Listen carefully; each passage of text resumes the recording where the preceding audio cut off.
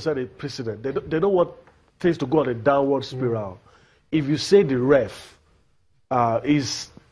decision is final, you don't want to start upturning this decision. They do sympathize. They say they're going to investigate. But they say they're going to investigate. Where all that will leave us, I don't know. The thing is that players win appeal, don't they? And if fifth pro can come out and say this is not good, let's not let this card stand, and then they're still insisting, then that means that they're supporting whatever happened to... The thing is that they are underestimating what this thing do, the impact it has on the players. Because quite frankly, if it is proven beyond reasonable doubt that indeed he was abused, and this, you don't just go about, the referee himself, the referee committee should meet on this issue and find a way of restrain you're advising the referees on how to handle things like this. Maybe in future you don't issue a yellow card. You look for other measures, because when you do, you have a way of escalating the entire incident. I know they want to be on the side of the law and say, okay, this is the standard, follow it. But these things play on the mind of players. It does. It's a global problem. We have to be serious. And we on this part of the world, we feel the brunt. Even in Major League Baseball, there's a case currently going on about a star player that was booed, and the stewards had to pick some of the fans that were just pick them and take them out. It was that bad. But in that case, you could still say, okay, the home team and the officials of they did something, which was commendable. But in this case, all the ref was concerned about is forget about the monkey. So what will now happen to the ref? They will just let him go free for this decision. It's wrong now. Absolutely wrong. Well, because it sets a very bad precedent. It does. But it's everywhere.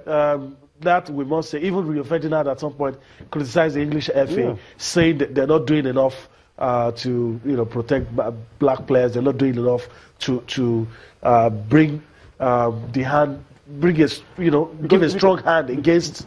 So these people, because if they keep allowing things like this to continue, players may resort to self-help. I remember there was a time Balotelli said something. He said, "Look, if you call me a monkey, I'll go to prison because I'll kill you." You understand? These things have a way of affecting.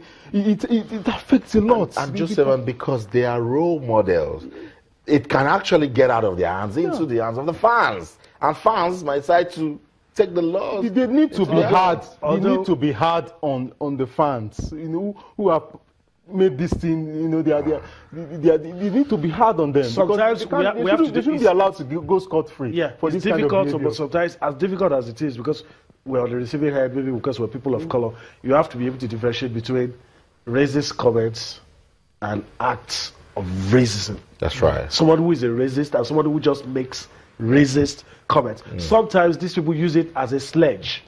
Just to disturb. And I'm very sure Montari probably was having a good game. Montari probably was giving them a hell of a time. And to them, let's just destabilize. And I agree with you. As a sledge. Because that was what happened to Samuel Eto'o. It has happened to Thierry Henry. It has happened to Yaya Toure. She said, okay, this fans just destabilize. But no, it is totally unacceptable. Whatever it was, it wasn't good. It's not acceptable. And we want to stand with a group that says we must kick racism out of football. Out. It doesn't have any place.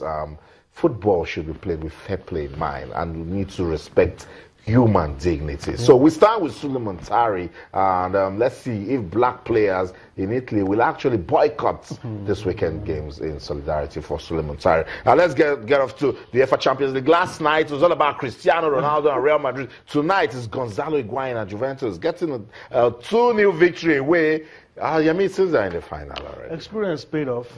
At some point, the fairy tale run was always going to end. And Juve, I don't know what to say about them. Every time you talk about Juve, you just remember the Italian team. That defense, they call the Italian wall. The goalkeeper that's almost, even at his age, is impenetrable. Gigi Buffon.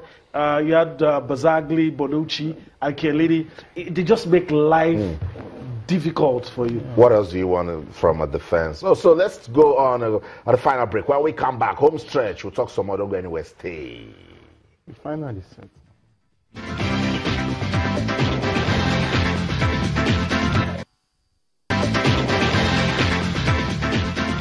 Welcome back, Sports Tonight on Channels Television. We're taking a look at the UEFA Champions League. Yemi and Joseph are still here with us. Yeah, Yemi says experience has paid off 2-0. Monaco should have just closed shop and said you were in the final.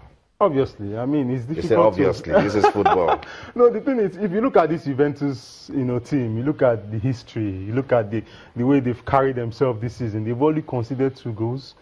Out of the 2 goals, not even in the course of the game. There have been infringements, penalties, and you look at Monaco. They've conceded 16 goals this season.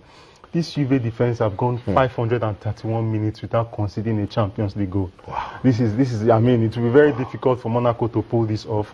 This is their best chance at home to pull it off. I don't see Juventus losing 3-0 in Turin. It's highly unlikely. So really, the final. So after the first leg of both semi-finals, it's almost as if we should just go home and prepare for the final. Quite frankly, I don't see Real losing 4-0 at the Vicente Calderon. I don't see Juventus losing 3-0 in Turin. It's very, very difficult. Quite frankly, it's a very So these guys believe Juve they're already in the final of the UEFA Champions League, but you can't say the same. You said the same of Real Madrid also.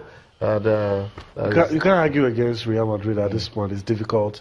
For Monaco, I think they might win in Turin. It just might not be enough. They might win. It just might not be enough. Okay.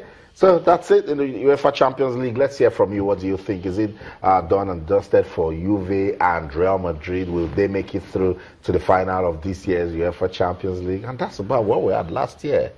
What a story. In the final, yeah. we had Real Madrid and Atletico Madrid. It was Barcelona 2 years ago. Okay, let's just go to Twitter and take some of your tweets. Chiedoze Ebe.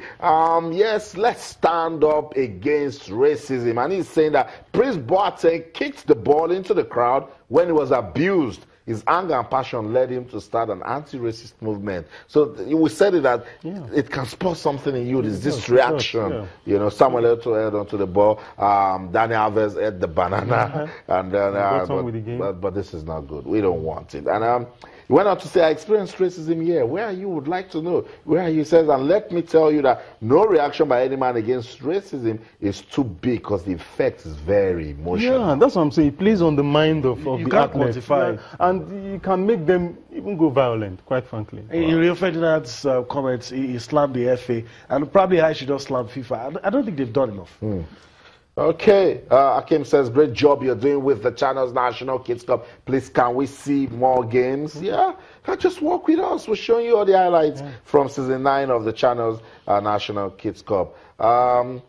So that's it. Yemi, asking us, do we hope to get the international guys? We're working towards that. We want to have international schools come and play in the Channels National Kids Cup. Joseph, I must say thank you so much for coming around. And of course, my colleague Yemi Adebayo. Yemi, good to have you on the program also.